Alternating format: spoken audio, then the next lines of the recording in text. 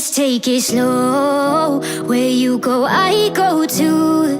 And if you hit the bottom, I'm going. Hey guys, welcome back to another brand new video. My name is Abdas. তো আজকে আমি আপনাদের বলবো Samsung A55 এই ফোনটা, যেটা স্যামসাং এর টপ সেলিং স্মার্টফোন। এবং বন্ধুরা আশা করি আপনার ভিডিওটি ভালো লাগবে। কিন্তু বন্ধুরা ভিডিওটা স্টার্ট করার আগে একটা ছোট্ট কথা, यार অনেক মেহনত করছি আমি চ্যানেলটায়। তো যদি চ্যানেল নতুন হয়ে থাকেন অবশ্যই চ্যানেলটাকে সাবস্ক্রাইব করে নোটিফিকেশন বেল আইকনটা অন করে দেবেন। তো চলুন বন্ধুরা এবার ভিডিওটা স্টার্ট করা যাক। ওকে বন্ধুরা, তো সর্বপ্রথম আমরা কথা বলবো বিল কোয়ালিটি এবং ডিজাইন। এবং বিল কোয়ালিটির জন্য এই ফোনটা অনেকটাই স্যামসাং এর S23 ফোনের মতন দেখতে পেছন দিক থেকে, বাট পেছন থেকে দেখতে হলেও সামনের থেকে কিন্তু মোটেও না, কারণ যে ব্রেজেসগুলো আছে সেগুলো একটু মোটা কম্পেয়ার টু এস সিরিজ। বাকি বন্ধুরা এই ফোনে কিন্তু আপনারা বিল কোয়ালিটি যদি আপনি কথা বলে দেখতেই পাচ্ছেন, দুই দিকে আপনারা গ্লাস ব্যাক পেয়ে যাচ্ছেন এবং ফ্ল্যাট ডিসপ্লে পেয়ে যাচ্ছেন।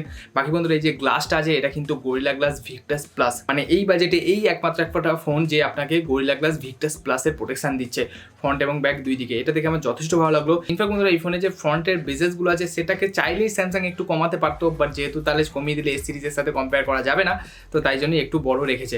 বাকি বন্ধুরা এই ফোনের মধ্যে যদি আমি ডিসপ্লে নিয়ে কথা বলি, তাহলে এই ফোনের মধ্যে 6.6 ইঞ্চেসের একটা 120 হার্জের সুপার অ্যামোলেড প্যানেল পেয়ে যাচ্ছেন, 1080p প্যানেল এটা। এবং স্যামসাং এর ডিসপ্লে নিয়ে তো কোনো কথাই হবে না, one of the best display এই বাজেটের মধ্যে প্রোভাইড করছে। কন্টেন্ট ওয়াচিং এক্সপিরিয়েন্স বলুন, এছাড়া ওয়াইড ওয়ান L1কে সাপোর্ট করে, এইচডিআর কন্টেন্ট যে কোনো ওটিটি প্ল্যাটফর্মে আপনারা দেখতে পারবেন। তো এইসব নিয়ে কোনো রকম কোনো প্রবলেম হবে না। তো display one of the best এই বাজেট রেঞ্জের মধ্যে।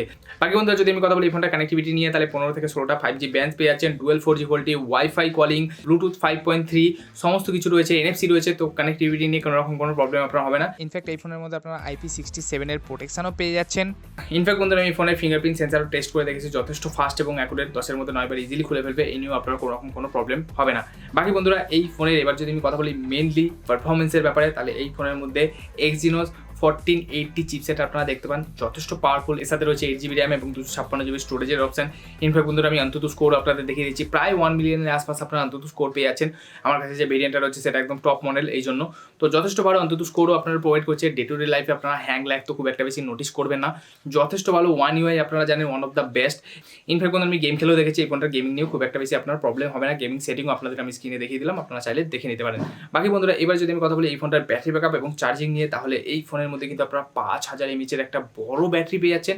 এই বাজেটে 5000 mAh ব্যাটারি যথেষ্ট ভালো এবং একদিনের বেশি আপনার ইজিলি ব্যাটারি ব্যাকআপ দিয়ে দেবে। এবং এই ফোনটা ম্যাক্সিমাম 25 ওয়াটের চার্জিংকে সাপোর্ট করে এবং যার মাধ্যমে 1 ঘন্টা 10-15 মিনিটের মধ্যে এই ফোনটা 0 to 100% ফুল টু চার্জ হয়ে যাবে। এত বড় এমএচের ব্যাটারি দিয়েছে, তাই একটু 1 ঘন্টা 15-20 মিনিটের আশপাশ সময় নেয় 0 to 100% ফুল টু চার্জ হতে। বাকি বন্ধুরা একটা জিনিস জানি রাখি, এই ফোনের মধ্যে কিন্তু আপনারা out of the box One UI 6.1 Android 14 পাচ্ছেন, যেটা থেকে আমার খুবই ভালো লাগলো। এবং One UI নিয়ে তো আপনাদের কিছু বলাই নেই, one of the best UI অ্যান্ড্রয়েডের মধ্যে।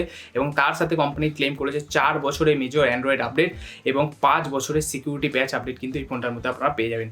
তো থামস আপ এই জন্য স্যামসাংকে। স্যামসাং তার প্রতিটা ফোনে কিন্তু 4+5 বছরের সিকিউরিটি আপডেট প্রোভাইড করে বা এই অ্যান্ড্রয়েড আপডেট প্রোভাইড করে। বাকি বন্ধুরা এইবার যদি আমি কথা বলি ক্যামেরা নিয়ে, তাহলে এই ফোনের মধ্যে পেছনে আপনারা ট্রিপল ক্যামেরা সেটআপ পেয়ে যাচ্ছেন, 50 মেগাপিক্সেলের মেন লেন্স, 12 মেগাপিক্সেলের আলট্রা ওয়াইড এবং একটা 5 মেগাপিক্সেলের ম্যাক্রো লেন্স পেয়ে যাচ্ছেন।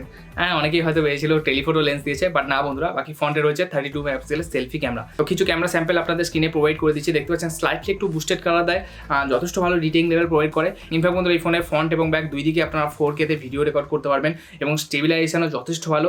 বাকি বন্ধুরা কোন ফোনের সাথে আপনারা ক্যামেরা টেস্ট দেখতে চান অবশ্যই আমাকে নিচে কমেন্ট করে জানাবেন, আমি কিন্তু সববার কমেন্ট করি এবং সবাইকে রিপ্লাই করি। তো অবশ্যই জানাবেন, আমি কিন্তু ক্যামেরা টেস্ট অবশ্যই নিয়ে আসবো। ফাইনাল বন্ধুরা এবার যদি আমি কথা বলি প্রাইসিংয়ের ক্ষেত্রে, তাহলে ইন্ডিয়াতে তো আশা করছি আমি এই ফোনটা 40,000-এর আশপাশ, 38-40-এর মধ্যে রিলিজ হবে। অফার লাগিয়ে 35 থেকে 40-এর মধ্যে পেতে পারেন। বাকি বন্ধুরা বাংলাদেশে আই থিঙ্ক আমি আশা করছি যে এই ফোনটা 50 তো পেরিয়ে যাবে, কারণ বাংলাদেশে অনেক প্রাইস বেশিতে লঞ্চ হয়, মোটামুটি 50 ধরতে পারেন। তো আশা করছি বন্ধুরা আপনার ভিডিওটি ভালো লেগেছে, আমি সমস্ত কিছু ইনফরমেশন আপনাদের দিয়ে দিলাম। তো বাস বন্ধুরা আজকের ভিডিওটা এই পর্যন্ত। আমার ভিডিওতে পুরো শেষ অবধি সাথ দেওয়ার জন্য অসংখ্য ধন্যবাদ। Bye bye.